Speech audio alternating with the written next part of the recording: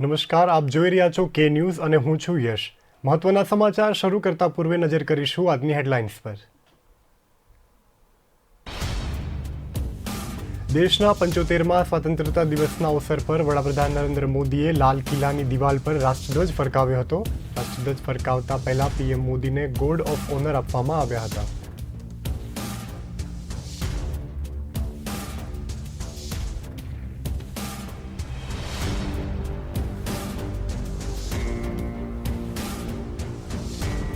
દેશ આઝાદીની 75મી વર્ષગાંઠની ઉજવણી કરી રહ્યો છે, ત્યારે સ્વતંત્રતા દિવસના આ અવસર પર હરિયાણામાં ખેડૂતો તેમની ટ્રેક્ટર પરેડ અલગથી ઝિંદમાં મહિલાઓએ આ ટ્રેક્ટર પરેડનું નેતૃત્વ કર્યું હતું. ભારતમાં પ્રથમવાર સુરતના યાન ઉત્પાદકો દ્વારા ઓસ્ટ્રેલિયાથી આયાત કરી અને વિગન સિલ્ક ફેબ્રિક્સના ઉત્પાદનોનો આરંભ કરવામાં આવ્યો.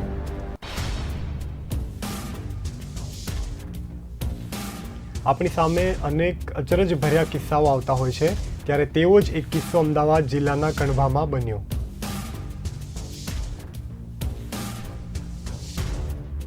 સરહદ પર આવેલા પિનર નંબર 1079M પર 14 ઓગસ્ટના રોજ બીએસએફ અને પાકિસ્તાનના રેન્જર્સે એકબીજાને શુભેચ્છાઓ પાઠવી.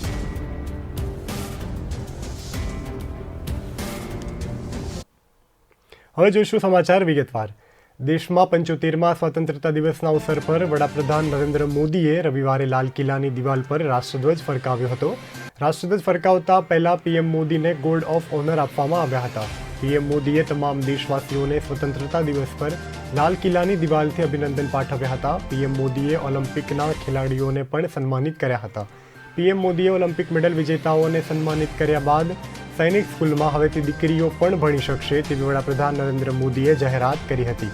વડાપ્રધાને કહ્યું કે આઝાદીને જન આંદોલન બનાવનાર બાપુ હોય કે નેતાજી, તેમણે સર્વસ્વનું બલિદાન કર્યું તેવા ભગત હોય કે આઝાદ બિસ્મિલ્લા, અશફાક ખાન, ઝાંસીની રાણી અથવા તો ચિત્તૂરની રાણી કનમમાં દેશના પ્રધાનમંત્રી નહેરુ હોય, સરદાર પટેલ હોય જેમણે દિશા આપી એવા આંબેડકર હોય, દેશ દરેક વ્યક્તિ અને વ્યક્તિત્વને યાદ કરી રહ્યો છે અને દેશ દરેકનો ઋણી છે.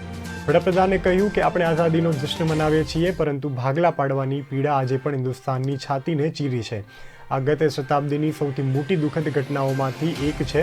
આઝાદી પછી આ લોકોને ખૂબ જલ્દીથી ભૂલાવી દેવાયા.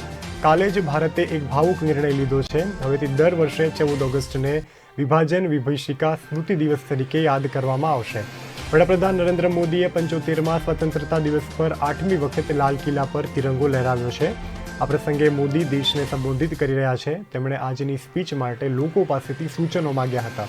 અગાઉ પણ વડાપ્રધાન મન કી બાતથી લઈ અને સ્વતંત્રતા દિવસ સુધીના ભાષણમાં લોકોના સૂચનો સામેલ કરતા રહ્યા છે.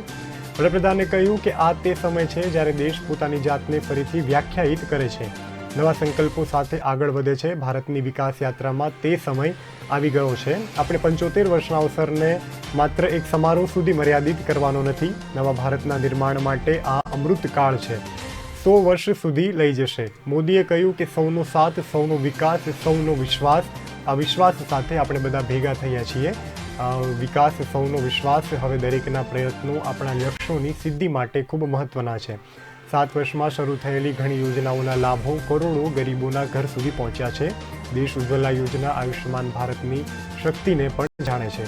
ગરીબ બાળકોમાં કુપોષણ અંગે ચિંતા વ્યક્ત કરતા વડાપ્રધાને કહ્યું કે દેશના દરેક ગરીબ બાળકોને પોષણ આપવું એ પણ સરકારની પ્રાથમિકતા છે. ગરીબ બાળકોમાં કુપોષણ અને પોષક તત્વોનો અભાવ વિકાસને અવરોધે છે તે નક્કી કરવામાં આવ્યું છે. સરકારે તેની વિવિધ યોજનાઓ હેઠળ ગરીબોને જે ચોખા આપે છે તેને પૌષ્ટિક બનાવશે.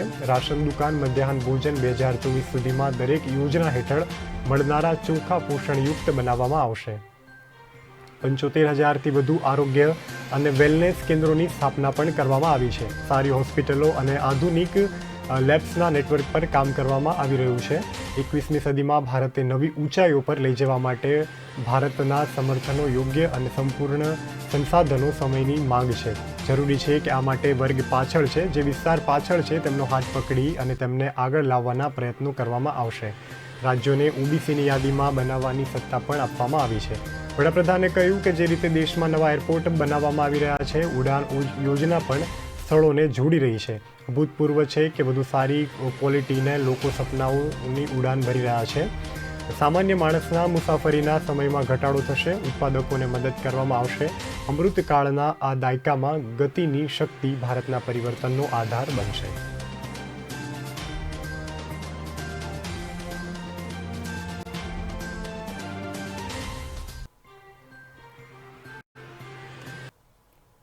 દેશ આઝાદીના 75મી વર્ષગાંઠની ઉજવણી કરી રહ્યો છે, ત્યારે સ્વતંત્રતા દિવસના અવસર પર હરિયાણામાં ખેડૂતોએ તેમની ટ્રેક્ટર પરેડ અલગથી કરશે. જીંદમાં મહિલાઓ આ ટ્રેક્ટર પરેડનું નેતૃત્વ કરશે, જેને માટે તેઓએ 14 ઓગસ્ટે રિહર્સલ પણ કર્યું હતું. 3 નવા કૃષિ કાયદાઓના વિરોધમાં ખેડૂતો લગભગ 9 મહિનાથી દિલ્હીની બહાર ધારણા પર બેઠા છે, પરંતુ સરકાર સાથે તેમની વાતચીત હજુ સુધી થઈ નથી. હવે ફરી એક વખત ખેડૂતો પોતાની તાકાત બતાવવા માટે 15મી ઓગસ્ટે ટ્રેક્ટર પરેડ કરવા જઈ રહ્યા છે. પરંતુ 26મી જાન્યુઆરીએ ખેડૂતોએ દિલ્હીમાં ટ્રેક્ટર પરેડ કરી હતી. 26 જાન્યુઆરીએ ખેડૂતોની ટ્રેક્ટર પરેડમાં ભારે હંગામો થયો હતો. ત્યારબાદ હવે ખેડૂતો તેમના સંબંધિત જિલ્લાઓમાં ટ્રેક્ટર પરેડ કરવાનો નિર્ણય કર્યો છે. તેની વિશેષતા એ છે કે આ ટ્રેક્ટર પરેડનું નેતૃત્વ મહિલા ખેડૂતો કરશે. આ પરેડની બીજી ખાસ વાત એ છે કે જીંદના ઉચાનમાં પરેડ થશે, જે નાયબ મુખ્યપ્રધાન દુષ્યંત ચૌટાલાનો ગઢ માનવામાં આવે છે. એક મહિલા ખેડૂતે કહ્યું હતું કે અમે નેશનલ હાઈવે પર રિહર્સલ પણ કર્યું છે, પરંતુ 15 ઓગસ્ટના રોજ અમે અમારા રોડ મેપ પર ટ્રેક્ટર પરેડ કરીશું. અને મહિલા ખેડૂતે વધુમાં જણાવ્યું હતું કે ખેડૂતનો અવાજ સમગ્ર દેશનો અવાજ છે. આ સંદેશ અમે આ પરેડ દ્વારા આપવા માંગીએ છીએ. મહિલા ખેડૂતે કહ્યું હતું કે સરકાર ડરી ગઈ છે, દિવાલો ખેંચી રહી છે, આનાથી વધારે શું થશે. મહિલા ખેડૂત કહ્યું કે 15મી ઓગસ્ટના દિવસે આપણે આપણી ખેતીના તમામ સાધનો લઈશું અને રસ્તા પર ઉતરી આવીશું અને સરકારને આપણી શક્તિ બતાવીશું. અમે નથી ઈચ્છતા કે 15 ઓગસ્ટના રોજ પણ એવું જ થાય, કારણ કે સરકારે 26મી જાન્યુઆરીએ અમારી સાથે કઠોર કૃત્ય કર્યું હતું. અમે 15મી ઓગસ્ટના રોજ અમારી સંપૂર્ણ તાકાત બતાવી અને સાબિત કરવા માંગીએ છીએ કે સરકાર કહે છે કે આ મુઠ્ઠીભર ખેડૂતો છે, તેથી અમે તેમને બતાવવા દઈએ છીએ કે મુઠ્ઠીભર લોકો શું છે. આ ટ્રેક્ટર પરેડને ખેડૂતો તિરંગા યાત્રાનું નામ પણ આપી રહ્યા છે.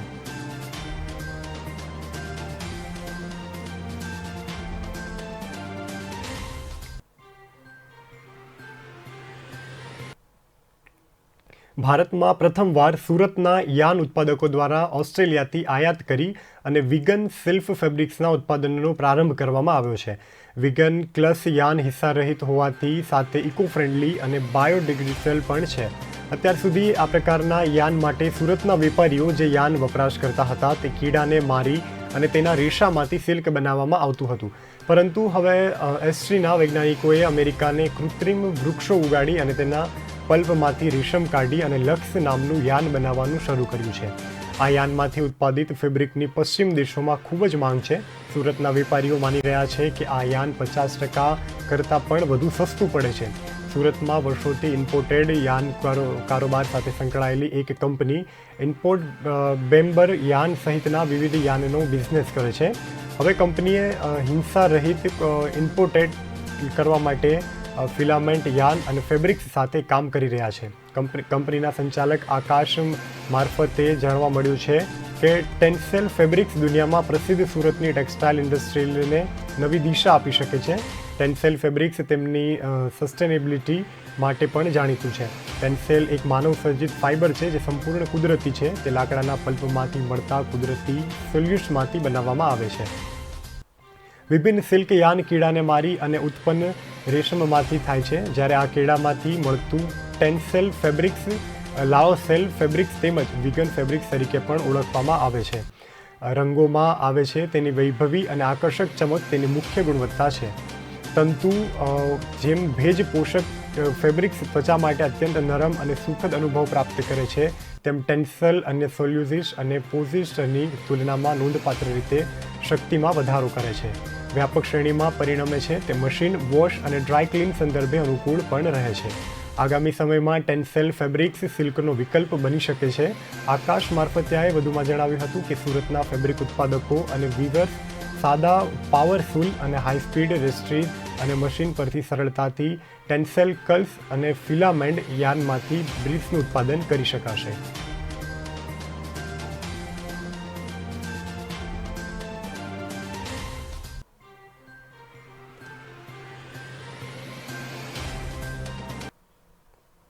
આપણી સામે અનેક અચરજભર્યા કિસ્સાઓ આવતા હોય છે, ત્યારે એવો જ એક કિસ્સો અમદાવાદ જિલ્લાના કણભામાં બન્યો છે, જેમાં રૂપિયાની લેતી દેતીમાં પુત્રએ સાવકી માતાને ઠપકો આપતા માતાએ તેના મિત્રો સાથે મળી અને પુત્રની હત્યા કરી નાખી.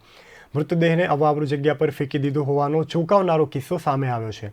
સાવકી માએ પુત્રના નામે સંબંધીઓ પાસેથી રૂપિયા માંગ્યા હતા, જેની જાણ પુત્રને થતાં તેમને આવું નહીં કરવા માટે ઠપકો આપ્યો હતો. કણભા પોલીસ સ્ટેશનના વિસ્તારમાં આવેલા કણભા ગામમાં રહેતા હાર્દિક પટેલ નામનો યુવક ગુમ થયો હોવાની જાણ પોલીસને કરવામાં આવી હતી. જોકે પોલીસે તપાસ શરૂ કરતા તેની સાવકી માતા શંકાના દાયરામાં આવી હતી, જેથી પોલીસે તેની ઉલટ તપાસ કરતા જાણવા મળ્યું હતું કે તેણે જ અન્ય 3 શખ્સો સાથે મળી અને હાર્દિકની હત્યા કરીને મૃતદેહનો નિકાલ કરી નાખ્યો હતો. જેમાં ગઈકાલે નજીકના વિસ્તારમાંથી કોથળામાંથી મૃતદેહ વિકૃત હાલતમાં મળી આવ્યો હતો. હત્યા કેસનો ભેદ ગણતરીના કલાકોમાં ખુલી ગયો છે અને હત્યા કરનાર સાવકી માતા ગૌરી પટેલની ધરપકડ પણ કરી લેવામાં આવી છે. માતાએ નાસિકથી તેમના 3 મિત્રોને બોલાવ્યા હતા અને હાર્દિકની હત્યા કરી અને તેને એક કોથળામાં પેક કરી અવાવરૂ જગ્યા પર ફેંકી દીધો હતો. ઘટનાની વાત કરીએ તો માત્ર 2 પુત્રને સાચવવા માટે પિતાએ બીજા લગ્ન કર્યા હતા. રજની પટેલની પહેલી પત્નીનું કુદરતી મોત થયું હતું, જેમાં તેમના 2 સંતાનોને સાચવવા માટે તેમણે 7 વર્ષ પહેલાં નાસિકમાં રહેતી ગૌરીબેન નામની મહિલા સાથે ફૂલહાર કરી અને લગ્ન કરી લીધા હતા. લગ્ન બાદ ગૌરીબેન, રજનીભાઈ અને 2 પુત્રો હળી મળી અને રહેતા હતા, પરંતુ થોડા સમય પહેલાં રજનીભાઈનું પણ મૃત્યુ થઈ ગયું હતું અને ત્યારબાદ માતા અને 2 પુત્ર સાથે રહેતા હતા. હાર્દિક પટેલ અને તેમનો પરિવાર સુખી હોવાના કારણે ગૌરીબેને સંબંધીઓ પાસેથી રૂપિયા ઉઘરાવવાનું શરૂ કર્યું હતું. ગૌરીબેને હાર્દિકને રૂપિયા જોઈએ છે તેમ કહી અને સંબંધીઓ પાસેથી રૂપિયા ઉઘરાવતા હતા. હાર્દિકને આ વાતની જાણ થતાં તેમને ગૌરીબેનને ઠપકો આપ્યો હતો અને મારા નામ પર રૂપિયા નહીં ઉઘરાવવાનું કહ્યું હતું. ત્યારબાદ નાસિકમાં રહેતા તેમના મિત્રોને ફોન કરી અને સમગ્ર હકીકત કહી અને હત્યા કરવાનો પ્લાન બનાવ્યો હતો.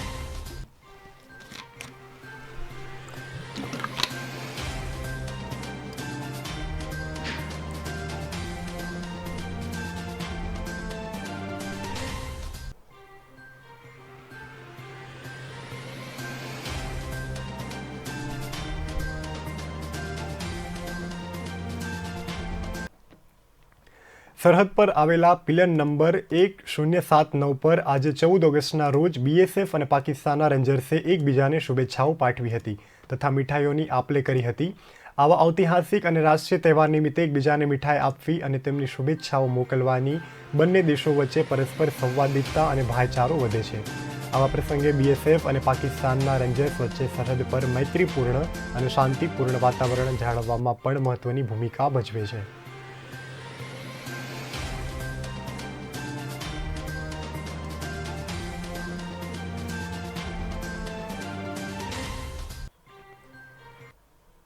હાલ સમય થયો છે એક વિરામનો. વિરામ બાદ ફરી મળીશું.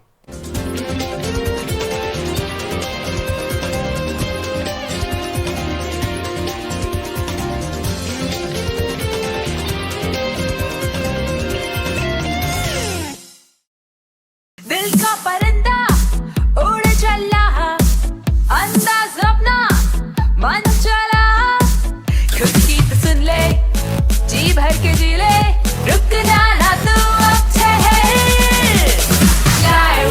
Lyra, anytime, anywhere. Lyra, everybody loves to wear. Lyra, anytime, anywhere.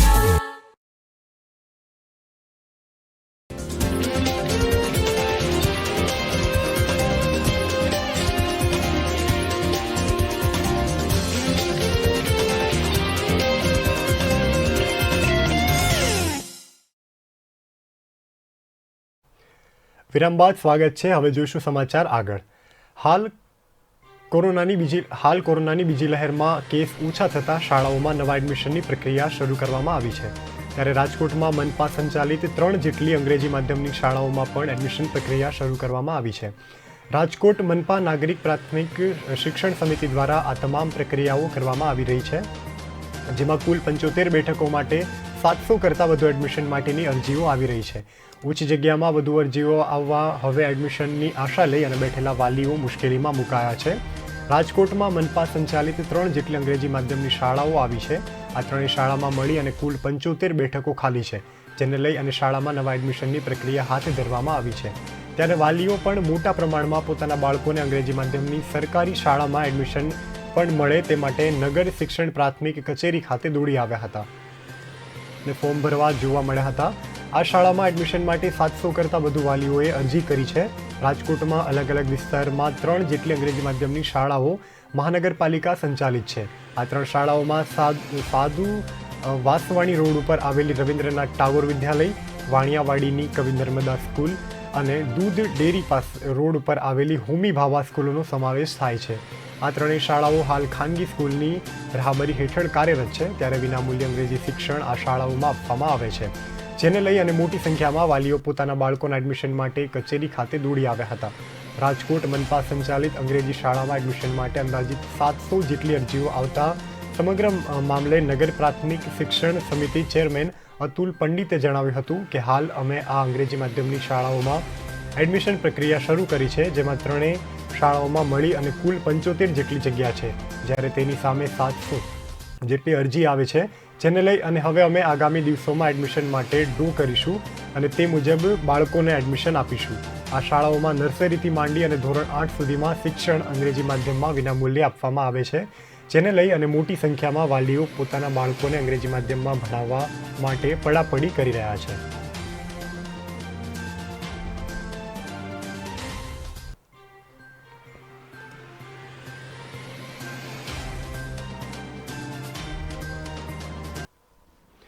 Bhavnagar શહેરની વચ્ચેથી પસાર થતા કંસારા નદી પર 20 વર્ષ પછી તાત્કાલિક રિવરફ્રન્ટ બનાવવાની કમર મહાનગરપાલિકાએ કસી છે. આશરે 7 કિલોમીટરના કંસારા નદી પર રહેતા 3000 મકાન માલિકો પૈકી 1500ને બાંધકામ પાડી દેવાની નોટિસો આપવામાં આવી છે. મહામારીમાં રોજગારી નથી અને મહાનગરપાલિકા કયા આધાર મકાનો તોડાવવા માંગે છે તેવા સવાલ સાથે ભોગ બનનાર આ CPMના નેતાઓ મલ્ટી મેડલ આપી રજૂઆત કરી છે. ભાવનગર શહેરના પૂર્વ વિસ્તારમાં આવેલી કંસારા નદીનો પ્રારંભ બોર તળાવના વધારાના પાણીનો નિકાલ રૂપે કુદરતી કંડોરેલી નદીના રૂપમાં છે.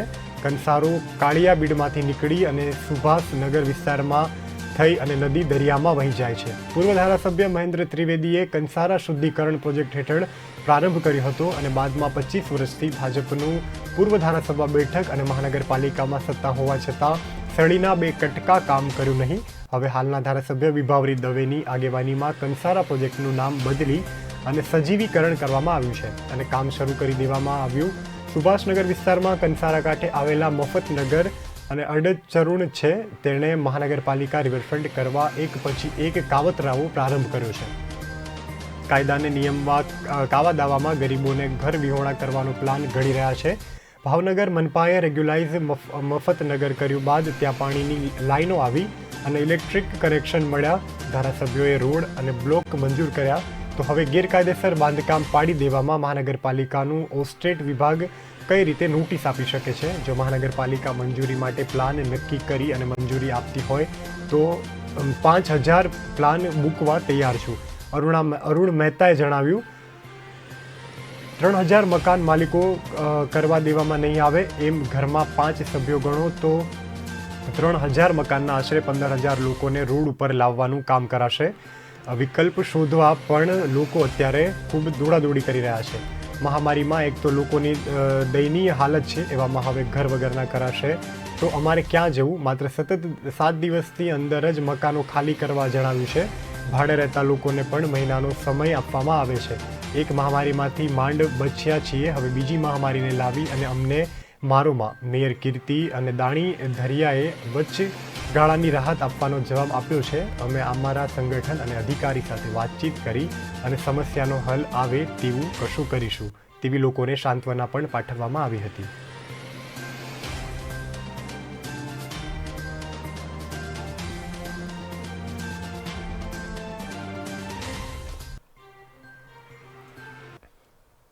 કોરોનાની બીજી લહેર બાદ અમદાવાદ રિવરફ્રન્ટ ખાતે ફરીથી રિવર રાઇડ્સ સેવાઓ પૂર્વવત થઈ રહી છે. કોરોનાની બીજી લહેરના થોડા સમય પહેલાં લાવવામાં આવેલી ક્રૂઝને ફરીથી સાબરમતી રિવરફ્રન્ટ ખાતે શરૂ કરાઈ છે. ક્રૂઝની અંદર 60 વ્યક્તિઓ બેસી શકે અને વ્યક્તિ દીઠ 250 રૂપિયા ટિકિટ ચાર્જ લેવામાં આવે છે. આવનારા તહેવારોના સમયમાં અહીંયા લોકો ઉમટે તેવી પૂરી શક્યતા છે. આ બોટ સેવા શરૂ થયાના કેટલાક સમય બાદ કોરોનાની બીજી લહેરમાં બંધ કરાઈ હતી. હવે 6 મહિના બાદ સેવાઓ શરૂ કરાઈ છે. આ સેવાઓના લાભ લેવા માટે ગ્રાહકોને માસ્ક, સેનિટાઈઝર અને સોશિયલ ડિસ્ટન્સ સહિતના નિયમો પાળી અને બોટમાં પ્રવેશ મેળવવાનો રહેશે. બોટની રાઇડ 20થી 25 મિનિટની હોય છે. આ પાર્ટી બોટ છે જેને પર્સનલ ભાડે લઈ શકાશે. પાર્ટી માટે 10,000 રૂપિયામાં 1 કલાક માટે બોટ મળે છે, જે સંપૂર્ણ વાતાનુકૂલિત છે. અમદાવાદમાં રિવરફ્રન્ટ ખાતે ક્રૂઝ ઉપરાંત વોટર બલૂન અને વોટર બાઇસિકલ, સ્પીડ અને બોટ જેવી અન્ય રાઇડ્સ પણ ફરી શરૂ કરાઈ છે. આ ઉપરાંત ટૂંક સમયમાં જ રાઇડ્સમાં નવું નજરાણું અમદાવાદના લોકોને મળે તેવી શક્યતા છે.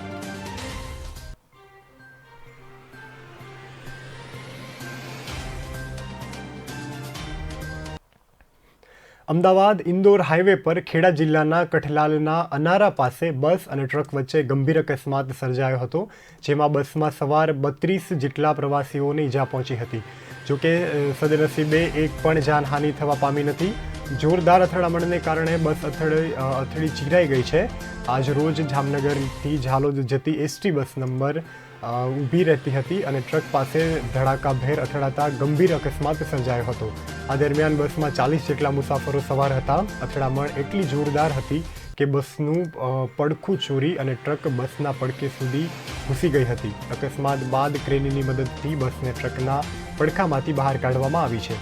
અકસ્માતમાં 32 જેટલા પ્રવાસીઓને નાની મોટી ઈજાઓ પહોંચતા સારવાર માટે હોસ્પિટલમાં ખસેડવામાં આવ્યા છે, જેમાંથી બસના કંડક્ટર અને એક પ્રવાસીને ગંભીર ઈજાને લઈ અને અમદાવાદ ખાતે રિફર કરવામાં આવ્યા છે. અકસ્માત અંગે જાણ કરાતા કઠલાલ પોલીસ ઘટના સ્થળ પર પહોંચી હતી અને કાર્યવાહી હાથ ધરી હતી. જોકે સદનસીબે અકસ્માતમાં કોઈ પણ જાનહાનિના સમાચાર મળ્યા નથી.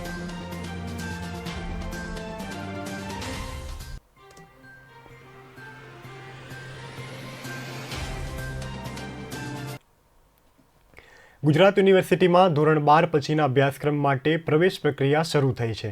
આ વર્ષે માસ પ્રમોશનના કારણે વધુ સંખ્યામાં વિદ્યાર્થીઓ પાસ થયા છે, જેથી કોલેજમાં એડમિશન વધવાની પૂરી શક્યતાઓ જોવા મળી છે.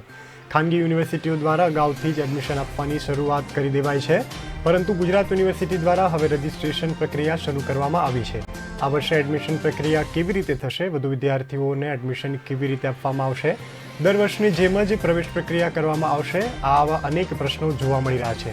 આ તબક્કે યુનિવર્સિટીના કુલપતિએ જણાવ્યું હતું કે આ વર્ષે પણ દર વર્ષની જેમ જ એડમિશન પ્રક્રિયા રહેશે. પ્રવેશ માટે વિદ્યાર્થીઓએ અગાઉ રજિસ્ટ્રેશન કરાવવું પડશે. ત્યારબાદ વિદ્યાર્થીઓના ડેટા મળ્યા બાદ આગળની પ્રક્રિયા કરવામાં આવશે, જેમાં પ્રોવિઝનલ મેરિટ લિસ્ટ જાહેર થયા પછી ફાઇનલ મેરિટ લિસ્ટ જાહેર કરવામાં આવશે. ત્યારે સૌથી વધુ રજિસ્ટ્રેશન અત્યાર સુધીમાં ઇન્ટિગ્રેટેડ કોર્સના તમામ વિભાગમાં થઈ રહ્યા છે. હવે મોટાભાગના વિષયના ઇન્ટિગ્રેટેડ 5 વર્ષના કોર્સ શરૂ કરવામાં આવ્યા છે. ત્યારે 950 બેઠક સામે 2000 કરતાં વધુ રજિસ્ટ્રેશન કરવામાં આવ્યા છે. ગુજરાત યુનિવર્સિટી પાસે બીકોમ, બીબીએ, બીસીએ અને ઇન્ટિગ્રેટેડ એમબીએ, એમએસસી, આઈટી સહિતના કોર્સમાં 65,000થી વધુ બેઠક છે. દર વર્ષે કેટલીક બેઠક ખાલી રહે છે, પરંતુ આ વર્ષે તમામ બેઠક ભરાઈ જશે. આ ઉપરાંત 20,000 જેટલા વધુ એટલે કે આ વર્ષે 85,000 જેટલા ભરાય તેવી શક્યતા છે. માસ પ્રમોશનને કારણે આ વર્ષે બેઠકો વધારવા માટે કમિટીની બેઠક મળશે. બાદમાં બીજી કોલેજોને મંજૂરી આપવામાં આવી શકે છે, જેથી કરી અને કોઈ પણ વિદ્યાર્થી પ્રવેશથી વંચિત ના રહે. ત્યારે હાલમાં તો જુદી જુદી વિદ્યાશાખામાંથી પ્રવેશ પ્રક્રિયા શરૂ થઈ ચૂકી છે, પરંતુ આ વર્ષે માસ પ્રમોશન આપવામાં આવ્યું હોવાથી બેઠકો વધુ ભરાશે. ગુજરાત યુનિવર્સિટી દ્વારા વિદ્યાર્થીઓને પ્રવેશ મળી રહે તે માટે વ્યવસ્થા પણ કરવામાં આવશે.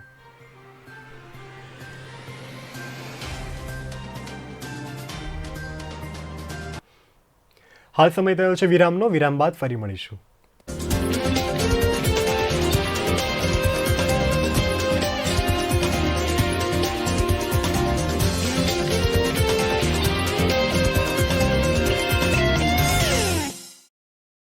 પ્રજાના પ્રાણ પ્રશ્નોને વાચા આપે છે કે ન્યૂઝ.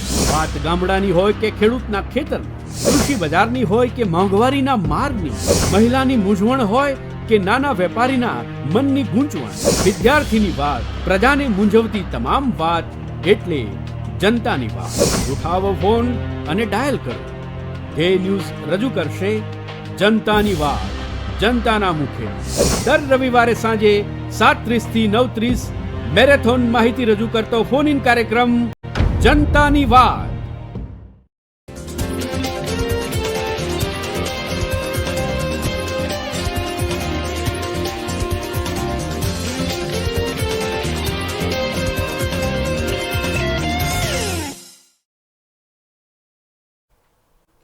વિરામ બાદ આપનું સ્વાગત છે. સમાચારનો દોર આગળ વધારીશું. ભાગેડુ વિજય માલ્યાની બંધ થઈ ગયેલી કંપની કિંગફિશર એરલાઇન્સનું હેડક્વાર્ટર્સ કિંગફિશર હાઉસ આજે શનિવારે વેચાયું છે. હૈદરાબાદના એક પ્રાઇવેટ ડેવલપર્સ દ્વારા ડેબ્ટ રિકવરી ટ્રિબ્યુલેશન પાસેથી 52 કરોડ રૂપિયામાં ખરીદવામાં આવ્યું છે. આ પ્રોપર્ટી બેઝ પ્રાઇટ 135 કરોડ હતી, જેને વેચવાના 8 પ્રયાસો નિષ્ફળ ગયા બાદ 1/3 ભાવમાં વેચાયું છે. કિંગફિશર એરલાઇન્સ બંધ થયા બાદ કંપની દ્વારા SBIના નેતૃત્વવાળી બેંકોનું અંદાજે 10,000 કરોડ દેવું છે. પ્રોપર્ટીનો એરિયા અંદાજે 1500 સ્ક્વેર ફૂટ છે, જ્યારે પ્લોટ અંદાજે 2400 સ્ક્વેર ફૂટનો છે. બેઝમેન્ટ ગ્રાઉન્ડ અને ફ્લોર અને 2 અપર ફ્લોર ધરાવતા આ વૈભવી હાઉસનું વેચાણ થયું છે.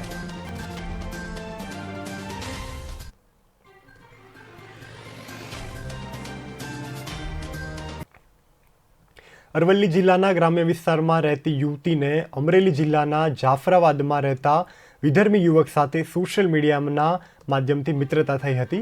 પ્રાપ્ત માહિતી અનુસાર યુવક અને યુવતી લાંબા સમયથી ટેલિફોનિક સંપર્કમાં હતા. વિધર્મી યુવક જાફરાબાદથી તેના ગામ પહોંચ્યો હતો. યુવક અને યુવતી તેના ગામની બજારમાંથી પસાર થઈ રહ્યા હતા. તે દરમિયાન CCTV ફૂટેજ પોલીસના હાથમાં લાગ્યા છે. આ ઉપરાંત પોલીસે યુવક અને યુવતી વચ્ચે થયેલી વોટ્સએપ ચેટના પુરાવા પણ કબજે કર્યા છે. યુવક અને યુવતી ક્યાં ભાગી જતા યુવતીના ગામના વાતાવરણમાં ઉશ્કેરાટ ફેલાયો છે. પોલીસે યુવતીના પિતાની ફરિયાદના આધારે જાફરાબાદના યુવક વિરુદ્ધ અપહરણનો ગુનો નોંધી અને ઝડપી પાડવા ચક્રો ગતિમાન કર્યા છે.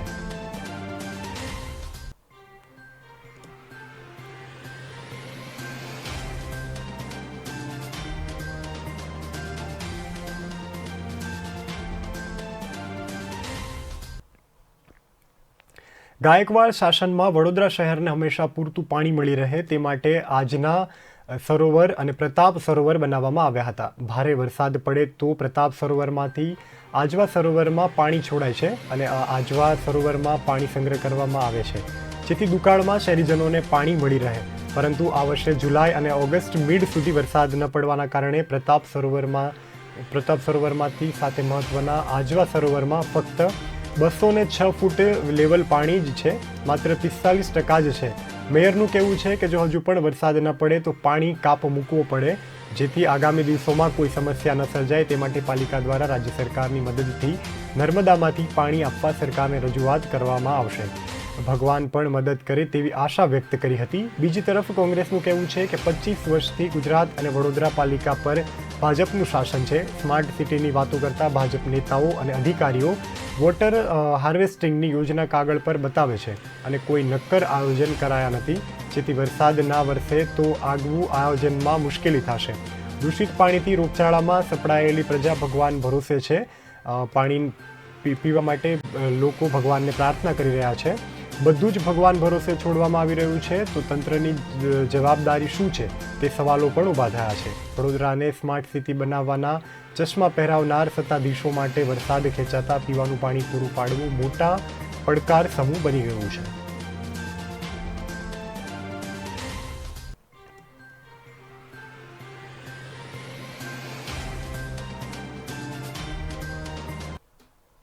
વાત કરીએ પાટણની, તો પાટણ વર્ષો જૂની મીટર ગેજ લાઇનને બ્રોડ ગેજ ફેરવી અને તેને પાટણથી કાસા ભીલડી થઈ રાજસ્થાન જોડવાની માગણી પૂર્વ થયા બાદ મહેસાણા પાલનપુર રેલવે ટ્રેક પર દોડતી ટ્રેનનું ભારણ ઘટાડવા તેમજ પાટણમાં આવેલી વર્લ્ડ હેરિટેજમાં સ્થાન પામેલી રાણીની વાવ નિહાળવા આવતા દેશ વિદેશના પ્રવાસીઓ અને પાટણના નગરજનોને પાટણ રેલવે સ્ટેશનથી રેલવેની ઝડપી સુવિધા મળે તે માટે મહેસાણા પાટણ કાસા ભીલડી લાઇનનું વીજળીકરણ કરવાની માગણી ઉઠી છે. આ માગણીને અનુલક્ષી અને ગત રેલવે બજેટમાં 91 કિલોમીટર લાંબી આ રેલવે ટ્રેક પર વીજળીકરણ કરાવનાર કામને મંજૂરી મળી હતી, જેને અનુલક્ષી અને ઓક્ટોબર 2020 પશ્ચિમ રેલવે દ્વારા ટેન્ડરિંગ પ્રક્રિયા શરૂ કરી અને નવેમ્બર 2020માં મહેસાણાથી રેલવે ટ્રેક પર વીજળીકરણ કરવાની કામગીરી શરૂ કરવામાં આવી છે. હાલ આ કામગીરી મહેસાણાથી પાટણ વચ્ચે ચાલી રહી છે અને આગામી દિવસોમાં પાટણથી ભીલડી સુધીનું કામ પૂર્ણ કરવામાં આવશે. રેલવેના ઉચ્ચ અધિકારીએ આ બાબતે જણાવ્યું હતું કે અંદાજિત 106 કરોડના ખર્ચે 91 કિલોમીટર લાંબી રેલવે લાઇનનું વીજળીકરણ કરવાની કામગીરી હાલમાં ચાલી રહી છે. મહેસાણાથી પાટણ સુધીની રેલવે લાઇન પર વીજળીકરણનું કામ ઓક્ટોબર 2021 સુધીમાં પૂર્ણ થશે. ત્યારબાદ પાટણથી ભીલડી રેલવે ટ્રેક પર કામગીરી શરૂ કરી અને ફેબ્રુઆરી 2022 સુધીમાં પૂર્ણ કરવામાં આવશે. મહેસાણા પાટણ ભીલડી રેલવે લાઇનનું સંપૂર્ણ વીજળીકરણ થયા બાદ પાટણને ઝડપી અને લાંબા અંતરની ઇલેક્ટ્રિક ટ્રેનની સુવિધા ઉપલબ્ધ થશે, જેને લઈ અને વર્ષો સુધી પાટણનું સ્વપ્ન સાકાર થશે અને પાટણ વિકાસને વેગ મળશે.